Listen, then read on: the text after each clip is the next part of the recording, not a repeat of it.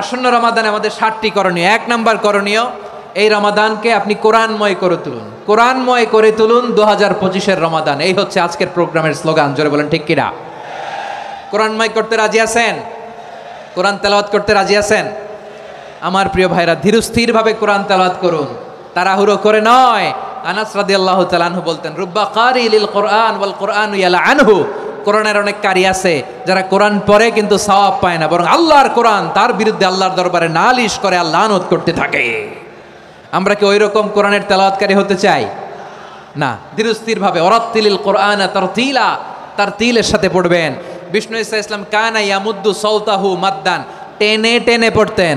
আলহামদুলিল্লাহি রাব্বিল আলামিন আর রহমানির রহিম মালিকি ইয়াউমিদ্দিন ইয়্যাকা না'বুদু ওয়া ইয়্যাকা নাস্তাঈন ইহদিনাস সিরাতাল মুস্তাকিম সিরাতাল লাযীনা আন'আমতা আলাইহিম গায়রিল মাগদুবি আলাইহিম ওয়ালাদ-দাল্লিন। পড়েন আমিন।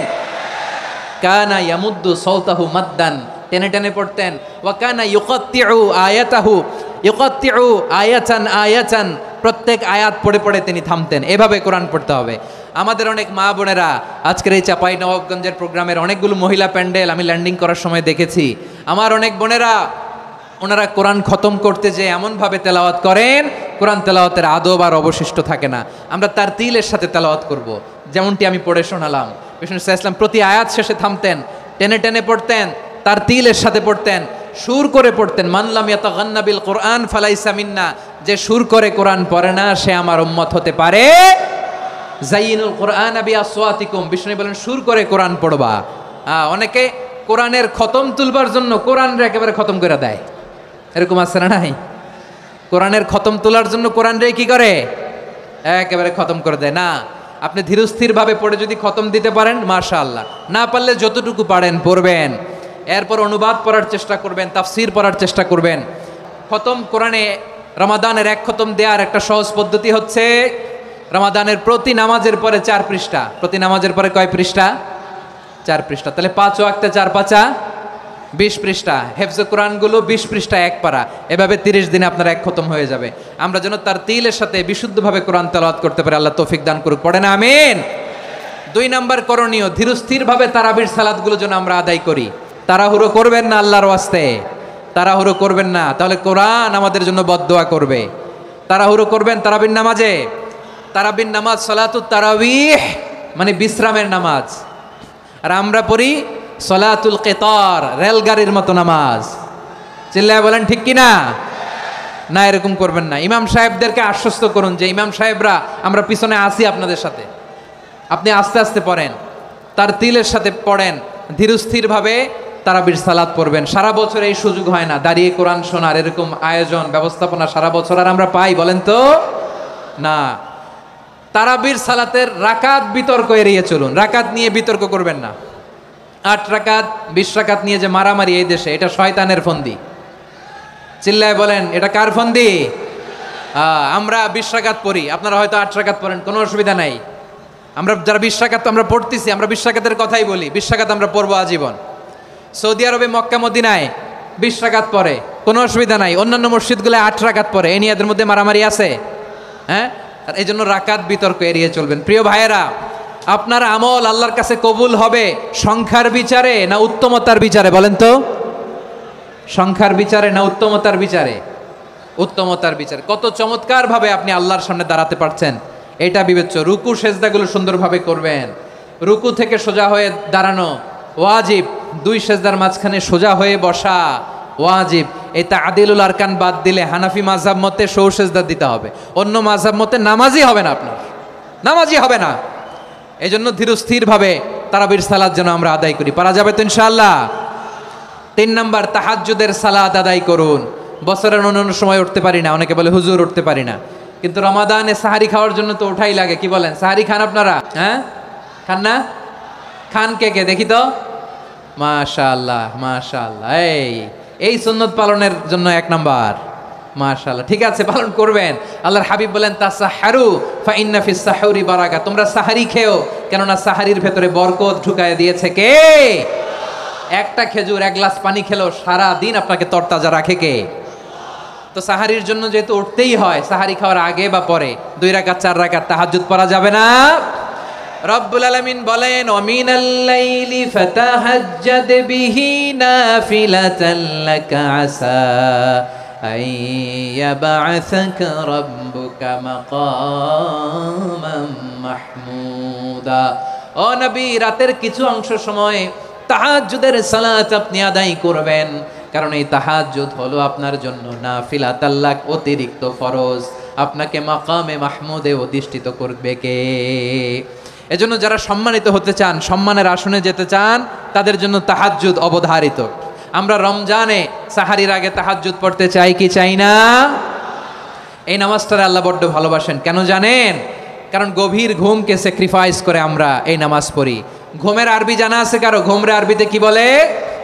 অনেকগুলো আরবি আছে। একটা আরবি হচ্ছে নুআস, তন্দ্রা, তন্দ্রা, আমানাতান নুআস কোরআনে এসেছে।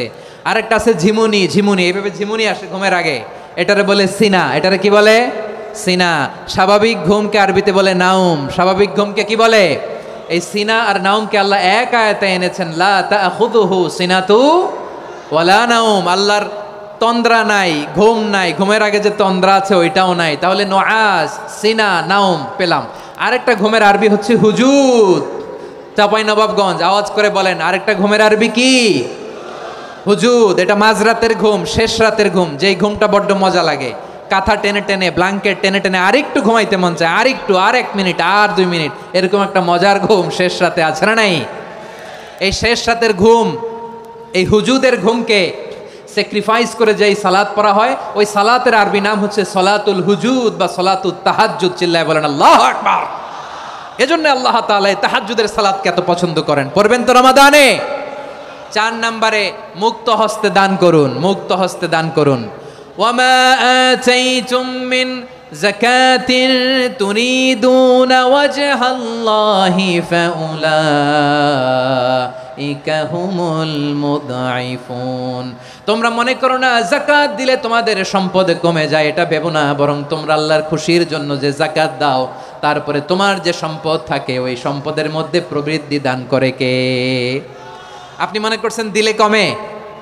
চাঁপাইনবাবগঞ্জের ভাইয়ের আওয়াজ করে বলেন, দান করলে কি সম্পদ কমে নাকি বাড়ে? আওয়াজ করে বলেন, কমে না বাড়ে? বাড়ে। যেটা দান করেন, কামাসালি হাব্বা আম্বাতাত সাবআ সানাবিলা ফি কুল্লি সুম্বুলাতিন মিয়াতি হাব্বা। 1 টাকা দান করলে এটা চারা বীজের মতো, রূপে দিলে 7টা শীষ, প্রতি শীষে হয় 100 শস্য দানা। আল্লাহ যারে চায় এরকম বাড়ায় দেয়, প্রবৃদ্ধি দেয়। সুবহানাল্লাহ। এজন্য মুক্ত হস্তে দান করতে রাজি আছেন? আগে আগে যাকাত ক্যালকুলেট করে রাখেন। আপনার যাকাত বর্ষ যদি পরেও হয়, দেরি করেও হয়, ধরেন যে প্রতি বছর মুহররমে দেন, আপনি আগে দিতে পারবেন। যাকাত অগ্রিম আদায় করা যায়। সুবহানাল্লাহ বলেন। বিষ্ণু ইসলাম রমাদানে এত দান করতেন, কানা আজওয়াদান নাস, কিন্তু রমাদানে আজওয়াদুন নাস আজওয়াদু বিল খাইরি মিনার রিহিল মুরসালা। প্রবাহিত বাতাসের চেয়ে বিশ্বনবী আরও বদান্যতা বেড়ে যেত। প্রবাহিত বাতাস যেমনি সবাইরে বাতাস দেয়, আস্তিক নাস্তিক মুমিন কাফির সবাইকে শীতল করে দেয়, তেমনি নবীজির রমাদানের দান ছিল এমন, কেউ নবীর কাছে চেয়ে ফিরে গিয়েছে এর নজির নাই। জোরে বলেন সুবহানাল্লাহ। রমাদানে দান করব, ইফতার শেয়ার করব। কাউকে ইফতারি করালে সারাদিন রোজা রেখে তার যে সওয়াব, আপনি ইফতার করানোর কারণে আপনার আমলনামায় ওই সওয়াব আল্লাহ ঢুকাই দিবেন। পড়েন সুবহানাল্লাহ। সাহাবারা বললেন, নবী আমরা গরিব মানুষ, ইফতারি খাওয়ানোর পয়সা নাই। আল্লাহর হাবিব বললেন, ওয়ালাউ বিমাজকাতি লাবান, 1 ঢোক দুধ, ওয়ালাউ বিতামরা, 1টাও খেজুর, ওয়ালাউ বিশারবাতিমা, 1 ঢোক পানি খাইয়েও যদি কারো রোজা ভাঙাও, তারপরে ওই সওয়াব তোমার আমলনামায় দিবে কে? তাহলে মুক্ত হস্তে দান করুন, 4 নাম্বার। 5 নাম্বার হচ্ছে কদর তালাশ করুন, রমজানের সবচেয়ে দামি সময়। বিষ্ণু বলেন, মান হরিমা খাইরাহা ফাকাদ হরিম, যে কদর মিস করলো সে সব মিস করলো, হি ইজ দ্য লুজার। আচ্ছা বলেন, এই বরকতের মাসে আমরা কি লুজার হতে চাই না গেইনার হতে চাই? সবাই বলেনি, বলেন এই রমাদানে আমরা লুজার হব না গেইনার হব? ইন্না আনজালনাহু ফি লাইলাতিল কদরি ওয়া মা আদরাকা মা লাইলাতুল কদর লাইলাতুল কদরি খায়রুম মিন আলফি শাহর। পড়েন আল্লাহু আকবার। লাইলাতুল কদরি খায়রুম মিন আলফি শাহর, হাজার মাসের চেয়েও সেরা। 1000 মাসে হয় 83 বছর 4 মাস। 83 বছর 4 মাস টানা ইবাদত করলে যেই সওয়াব, কদরের রাতে ইবাদত করলে অতটুকু সওয়াব আপনি পাবেন, আল্লাহ সেটা বলে নাই। আল্লাহ বলে তার চাইতে বেশি সওয়াব দিয়ে আপনার আমলনামা ভরে দিবে কে? কদর যেন মিস না হয়। 21, 23, 25, 27, 29 নাকি খালি 27? আপনারা কি খালি 27? হ্যাঁ না, ফালতামিসু ফিল আশরিল আওয়াখিরি ফিল মিনাল ভিত্রি, রমজানের শেষ দশকের বেজর রাতগুলোকে কদর হিসেবে তালাশ করো। আল্লাহর হাবিব সাল্লাল্লাহু আলাইহি ওয়াসাল্লাম শেষ 10 দিন টানা ইবাদত করতেন, টানা ইবাদত। ইদা জাআল আশরু আহিয়াল লাইলা আইকাযা আহলা ওয়া জাদ্দা ওয়া শাদ্দাল মিজার, সারা রাত জেগে ইবাদতের নজির নবীজির নাই, শুধু রমজানের শেষ দশক ছাড়া। সুবহানাল্লাহ বলেন। নিজেও ঘুমাতেন না, ফাতেমা রাদিয়াল্লাহু তাআলা আনহু, আলী রাদিয়াল্লাহু তাআলা আনহু কাউকে ঘুমাতে দিতেন না, সবাইকে জাগিয়ে তুলতেন। আমরা সারা রাত জেগে ইবাদত করব, রাজি আছেন তো? কদর যেন আমাদের মিস না হয়। আজকে থেকেই ক্যালেন্ডারে মার্ক করে রাখেন, সব কাজ পেছনে ফেলে, সব ব্যস্ততাকে পেছনে ফেলে ইবাদতের জন্য আমরা প্রস্তুত থাকব কদরের রাতে। কোনোভাবে কদর যেন আমাদের মিস না হয়, ইনশাআল্লাহ বলেন তো সবাই। 6 নম্বরে পারলে ইতিকাফ করবেন। আল্লাহর হাবিব সাল্লাল্লাহু আলাইহি ওয়াসাল্লাম প্রতি বছর 10 দিন ইতিকাফ করতেন। যে বছর ইন্তেকাল করবেন সে বছর 20 দিন ইতিকাফ করেছেন। আপনি বলবেন হুজুর ইতিকাফ না করলে সমস্যা কি? আমার নবী একটা ইবাদত সারা জীবনেও ছাড়ে নাই, আর আপনি জীবনে একবারও করেন নাই। এবার হিসাব আপনার কাছে, হিসাব আপনার কাছে। না পারলে অন্তত রাত্রিবেলাগুলো মসজিদে কাটাবেন, পারবেন তো ইনশাআল্লাহ? সব শেষে শিশু এবং নারীদের ব্যাপারে বিশেষ খেয়াল রাখবেন। শিশুদের রমাদানের ব্যাপারে উৎসাহ দেন, তাদের প্রস্তুতি নেওয়ান, তাদেরকে রোজা রাখতে দিবেন আমার ভাইয়েরা এবং বোনেরা। পর্দার আড়ালে মায়েদেরকে বলবো, চাপাই নবাবগঞ্জের মায়েরা, 1 দিন 2 দিন না খেয়ে থাকলে আপনার ছেলে মেয়ে মারা যাবে না, ঠিক কিনা বলেন? ওদেরকে উৎসাহিত করেন, ওদের ছোট্ট যারা রাখতে দেন, বলেন যে বাবা সকাল থেকে দুপুর পর্যন্ত না খেয়ে থাকলে তোমার অর্ধেক রোজা, এরকম 2 দিন অর্ধেক মিলে তোমার 1 রোজা। এরকম আমি কত রোজা রাখছি ছোটবেলায় কোনো হিসাবই নাই। আমার দাদি বলতো সকাল থেকে না খেয়ে দুপুর 12টা পর্যন্ত রাখলে নাকি অর্ধেক হয়, এরপরের দিন অর্ধেক, 2 অর্ধেক মিলে 1 রোজা। এটা তো আসলে রোজা হয় না, কিন্তু তাকে উৎসাহ দেয়া। ইফতার প্রোগ্রামগুলোতে নিবেন আমাদের বাচ্চাদেরকে, দেখবেন যে ওর ক্ষুধা লাগতেছে, খায় না, কারণ কেউ খায় না। একজন আজান দিচ্ছে, সবাই খেজুর নিয়ে ইফতার করতেছে। এই দৃশ্য, এই ট্র্যাডিশন, এই ইবাদত, এই তারবিয়া ওর আগামীর জীবনটাকে সুন্দর করবে। চিল্লায় বলেন ঠিক কি না? এভাবে আগামীর প্রজন্মকে আমাদের গড়তে হবে।